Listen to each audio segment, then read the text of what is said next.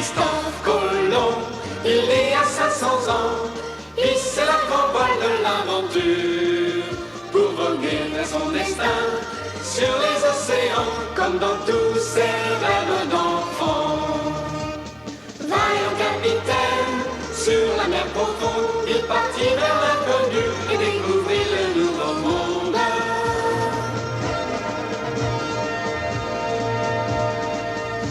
Sous le soleil, toujours guidé par son cœur, jamais il ne connut la peur.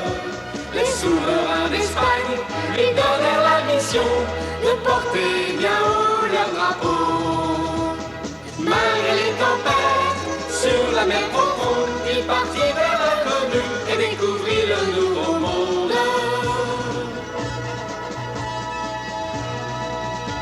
Ces caravelles voguèrent vers le mystère d'une terre inexplorée, au-delà des mers. Cet homme courageux s'appelait Christophe Colomb. Un jour il découvrit un nouvel horizon.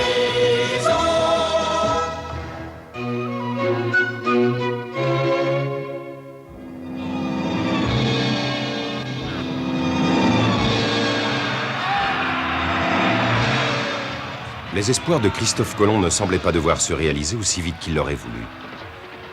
En 1490, l'achèvement de la reconquête par la prise de Grenade semblait plus difficile que prévu. Boabdil, qui s'était proclamé roi de Grenade en renversant son père, avait d'abord été capturé par les Castillans en 1483. Il fut relâché en promettant de livrer Grenade. Mais une fois libre, il refusa de livrer la ville en jurant qu'il la défendrait jusqu'au dernier homme. Le roi Ferdinand fut donc obligé de mettre le siège devant la dernière cité-mort.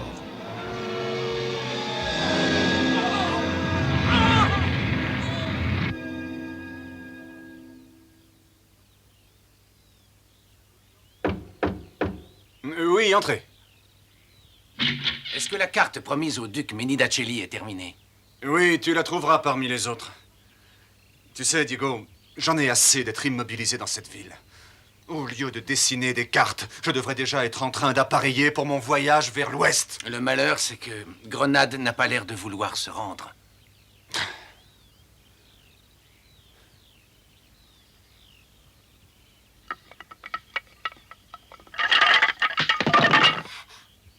Merci. Y a pas de quoi. Au revoir. Sois bien sage, Ferdinand.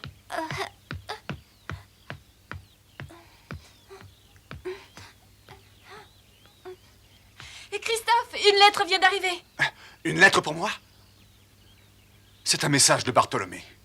J'espère qu'il contient de bonnes nouvelles. Mon cher Christophe, je te l'avais promis, j'ai réussi à obtenir une audience d'Henri VII, le roi d'Angleterre. Il m'a fait attendre sa réponse un certain temps, mais malheureusement, elle a été négative.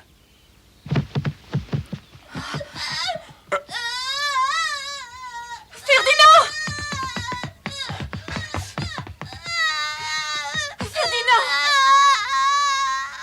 Ferdinand! Ce n'est rien. Ne pleure pas, c'est fini. Tu dois être courageux. Ferdinand, mon pauvre bébé, c'est ma faute. Je n'aurais pas dû te laisser tout seul. Allons, Ferdinand. Quand on est un homme, on n'a pas le droit de pleurer. Je suis désolée, j'étais tellement contente de t'apporter ce pli. Heureusement, Ferdinand, tu ne t'es pas fait mal.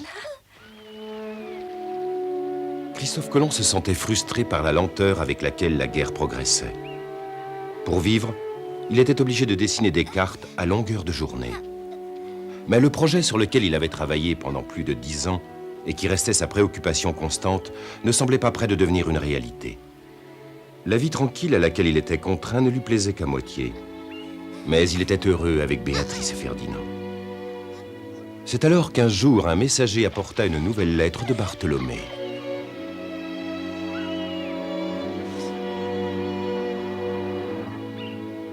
Mon cher Christophe, je suis à Paris. Le roi de France, Charles VIII, semble intéressé par ton projet. Je suis actuellement l'hôte de la famille royale, qui séjourne dans le château de Fontainebleau. Je dessine des cartes et je travaille à mettre ton projet en valeur chaque fois que je rencontre le roi. Si la situation ne s'améliore pas en Espagne, il faudra peut-être considérer avec plus d'attention les possibilités offertes par la France. La France, pourquoi pas? Ne cours pas trop vite, tu vas tomber. Viens là.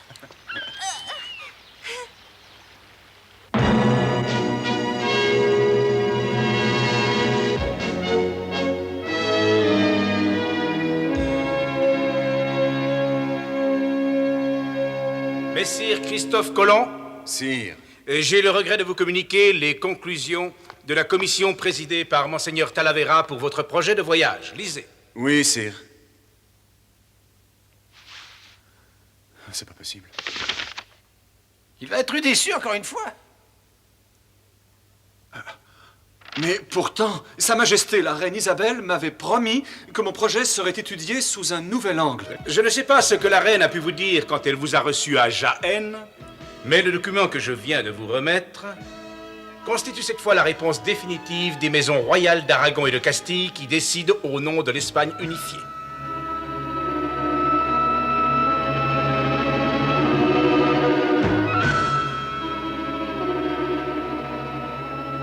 Je n'arrive pas à y croire. Je comprends votre désespoir, mais n'abandonnez pas. Il y a un peu partout beaucoup de gens qui vous comprennent et qui vous soutiennent, et j'en fais partie. Monseigneur Talavera avait rédigé la conclusion de l'étude de la commission en ces termes. Nous avons jugé que toute l'étude de Christophe Colomb repose sur des connaissances superficielles et sur des arguments d'une fragilité qui frise l'impossibilité. Nous n'avons donc pas trouvé de raison valable pour conseiller au roi et à la reine de prendre cette étude en considération.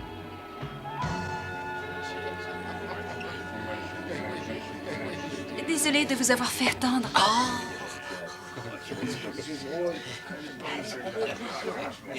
Elle est gironde, la patronne. Elle est gironde, la patronne.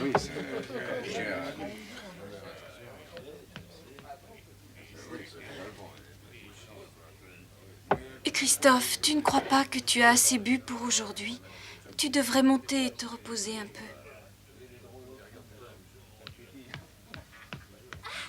Papa, t'es là? Viens, Ferdinand. Papa.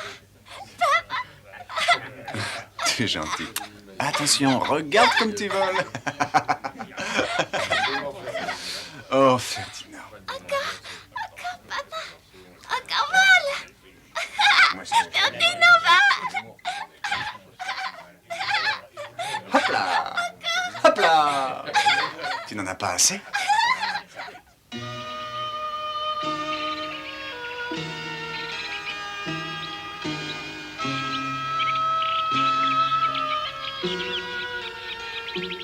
Tu vas sans doute partir pour la France. Ne t'inquiète surtout pas pour moi et notre petit Ferdinand, nous t'attendrons. L'essentiel est que tu réussisses.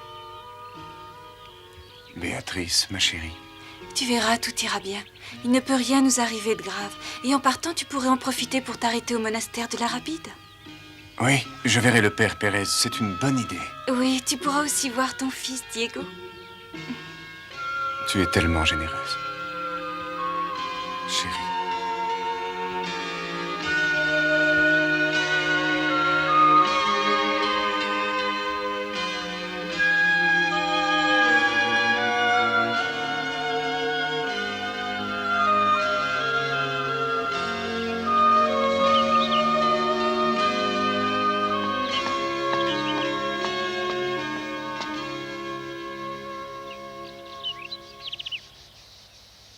C'est le même paysage que j'ai vu quand je suis arrivé en Espagne, il y a déjà 6 ans.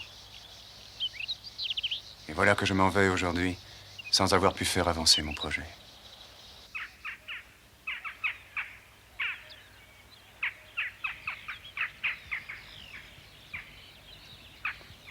Excusez-moi de vous déranger. Je voudrais savoir où je peux trouver le père Pérez.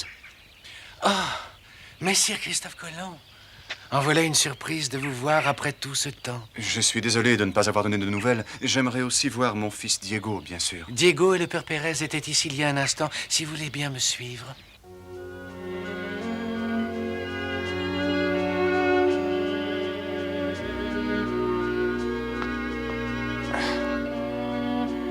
Diego, mon fils.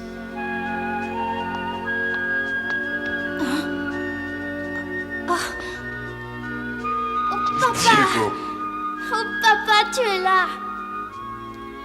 Comme tu es devenu grand. Et merci pour ta lettre. Tu as beaucoup appris, tu sais bien écrire maintenant. J'ai eu souvent de tes nouvelles grâce au père Pérez et au père Marquena. Ils m'ont dit que tu travaillais beaucoup. Et tu sais, tous les soirs avant de me coucher, je fais une prière au bon Dieu pour toi. C'est vrai? Moi aussi, je pense à toi à chaque instant.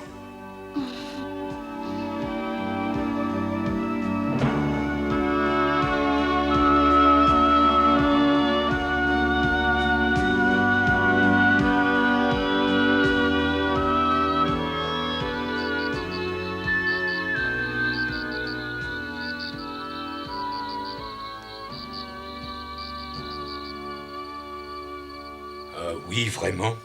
Hélas, oui. Il n'y a plus d'espoir pour moi en Espagne. C'est pourquoi j'ai décidé de partir pour la France. Je vous conseille d'avoir un peu de patience. Quelle que soit la décision de la commission présidée par Monseigneur Talavera, vous avez eu la promesse de la reine, et c'est ce qui doit compter pour vous. Je suis fatigué d'être ballotté à droite et à gauche comme une plume au vent et de dépendre de l'opinion de gens ignorants. Notre Seigneur Jésus-Christ veut vous mettre à l'épreuve. Mais comme le père Pérez vient de vous le dire, à votre place, j'attendrai un peu. Gardez confiance. Pourquoi? Après la décision de la commission, même la reine ne peut plus rien pour moi. Et que diriez-vous si j'écrivais directement une lettre à la reine et que je lui parlais en votre faveur? Et en attendant, pourquoi ne pas retarder votre départ pour la France? Vous croyez? Vous savez que vous pouvez compter sur nous. Nous, franciscains, nous sommes très intéressés. Nous pensons à l'évangélisation des Indes. Et vous seul pouvez nous aider. Ce sera le but de mon voyage, si je peux enfin le réaliser.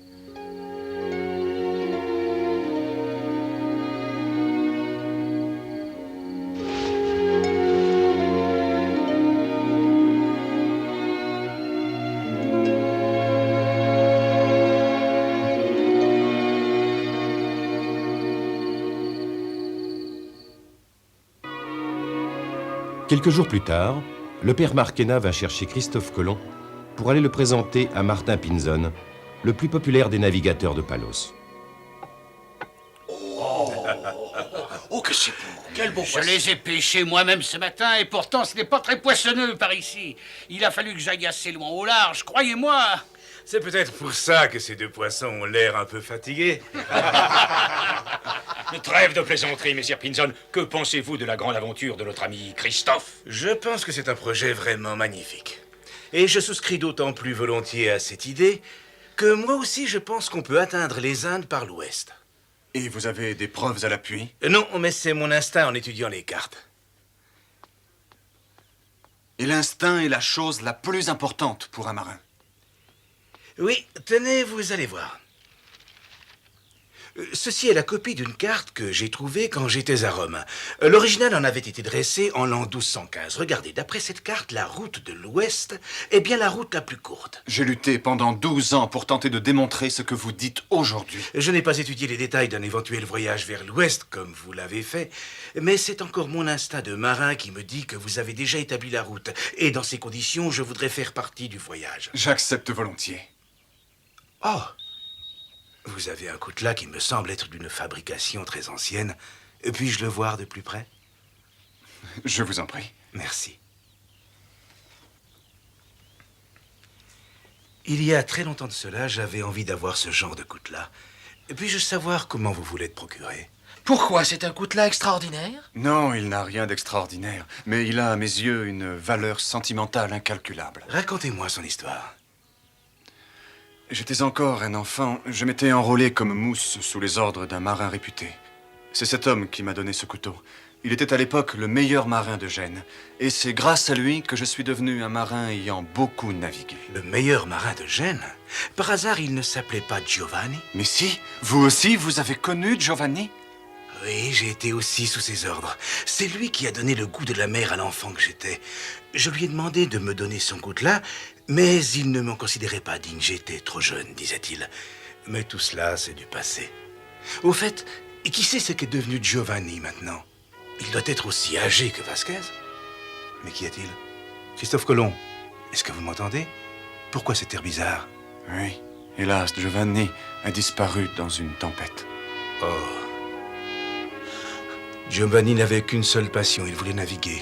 Le fait que vous ayez hérité du coutelas de Giovanni prouve que vous êtes un grand marin. Buvons tous à ceux qui nous sont chers. Oui. À votre santé. Au moment même où Christophe Colomb rencontra les frères Pinzon, il comprit tout de suite qu'il s'agissait de deux marins expérimentés. Mais en entendant Martin Pinzon vanter la route de l'Ouest, il ne put s'empêcher d'éprouver une certaine gêne. En effet, comment aurait-il pu oublier ce qui lui était arrivé au Portugal avec le fameux Ferdinand Delmo?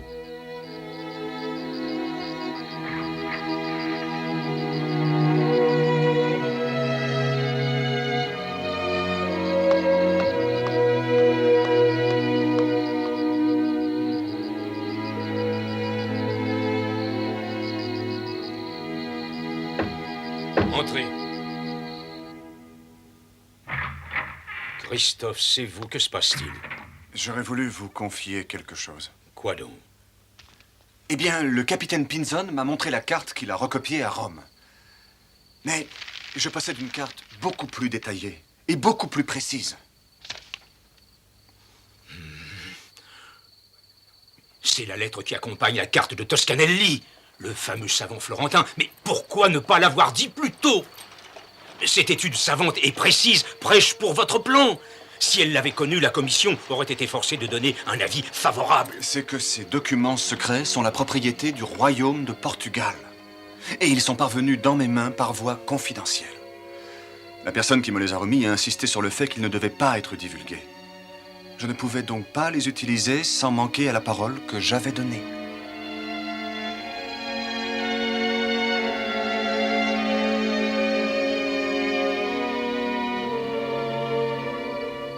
Je comprends que cela pouvait être dangereux au Portugal. Mais maintenant, vous êtes en Espagne. Nous pourrions au moins nous en servir pour arriver à convaincre la reine. Est-ce que vous pouvez me confier ces documents pour cette nuit? Je les laisse à votre disposition. Bonne nuit.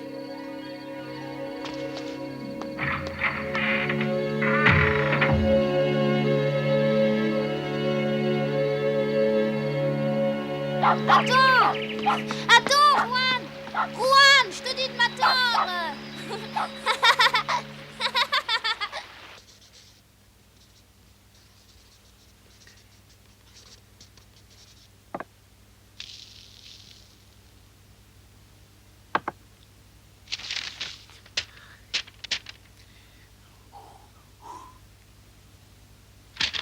Qu'est-ce que vous en dites, Père Marquena? Ça me paraît tout à fait intelligent. Est-ce que le frère Tourier est là? Vous désirez mon père? Il faudrait envoyer Sébastien jusqu'à Séville. Il s'agit de faire parvenir cette lettre en main propre à la reine Isabelle. Ce sera fait.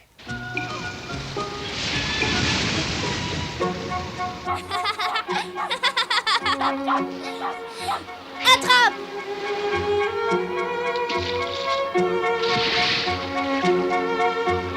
T'es un bon chien. Allez, Juan! Dépêche-toi, rapporte-le-moi. Tu es un bon chien. Allez, Juan, je t'attends.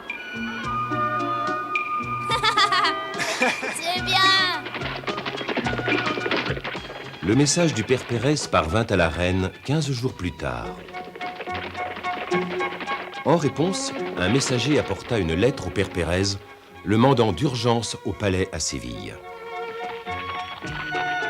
Le père Pérez obtempéra d'autant plus volontiers qu'il avait espéré cette réponse positive. Il enfourcha sa monture, qui fut obligée de faire des prodiges de vitesse.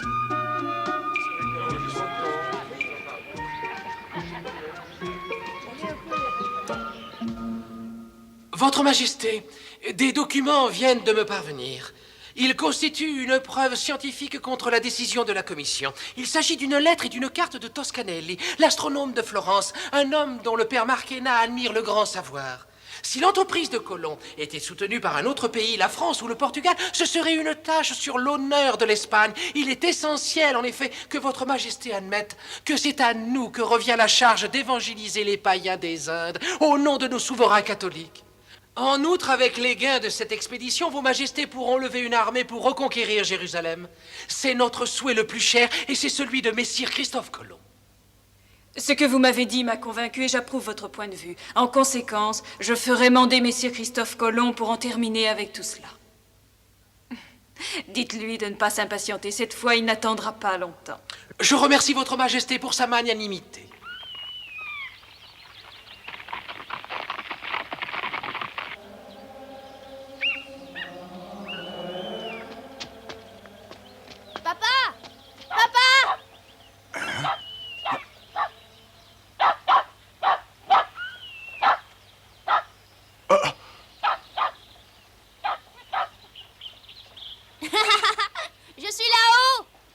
que tu fais sur cet arbre. Descends! Ne vous inquiétez pas, Diego a l'habitude de grimper aux arbres. C'est un exercice qu'il pratiquait tous les jours, en espérant vous apercevoir au loin. Il me fait peur quand même. J'arrive! Fais bien attention, Diego. Diego, je suis désolé d'avoir été absent aussi longtemps. Ne m'en veux pas. Tu sais que tu es un bon garçon. Et pour les prières que tu as faites chaque jour pour moi, je voulais te dire merci, mon fils. Je suis content que tu sois là. Vraiment content. Mon papa.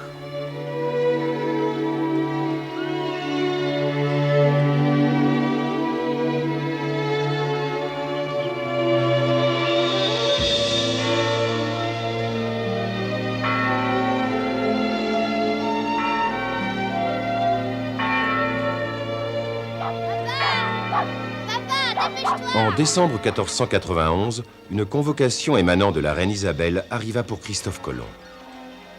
Son projet d'expédition sur le grand océan avait d'abord été rejeté, mais maintenant l'Espagne semblait bien devoir revenir sur cette décision grâce à la force de persuasion d'amis désintéressés.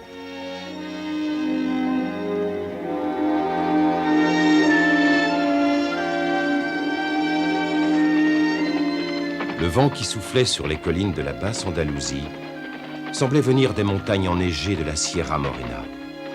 Mais cela ne suffisait pas à refroidir l'ardeur nouvelle de Christophe Colomb, qui avait retrouvé l'espoir.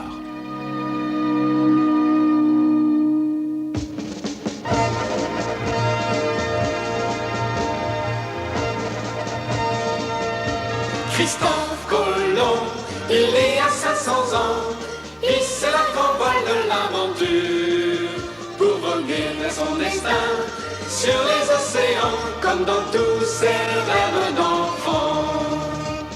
Vaillant capitaine, sur la mer profonde, il partit vers l'inconnu et découvrit le nouveau monde.